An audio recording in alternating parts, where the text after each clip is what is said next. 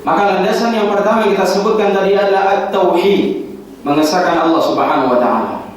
Maksudnya para ulama menjelaskan, di antaranya Syekh Muhammad bin Abdul Wahab menyebutkan dalam kitabnya Al-Wasabi, dalam kitabnya Al-Qaulul Mufid fi Adillati Tauhid, beliau menyebutkan at-tauhid bermakna alla na'budu illa Allah wahdahu la syarikalah.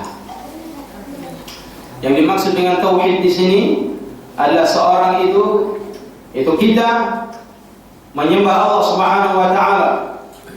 Ya, tidaklah kita itu menyembah kecuali hanya kepada Allah Subhanahu wa taala semata, dan tidak menyekutukannya dengan sesuatu apapun.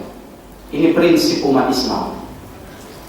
Dia beribadah hanya kepada Allah. Dan prinsip ini dibangun di atas kalimat tauhid, yaitu kalimat la ilaha illallah. Ya. Jadi makna la ilaha illallah definisinya adalah la ma'buda bihaqqin illallah. Tidak ada sesembahan yang berhak disembah kecuali Allah. Itu makna la ilaha illallah. Adapun definisi tiada Tuhan selain Allah ini masih kurang. Ya.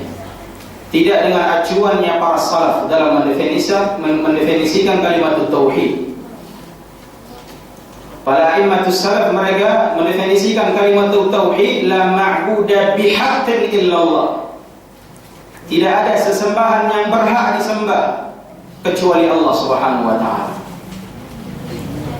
Dan prinsip agama kita dibangun di atas ini, prinsip yang pertama. Dan kokoh di atas ini, yaitu dengan mentauhidkan Allah Subhanahu wa taala. Maka itulah Islam.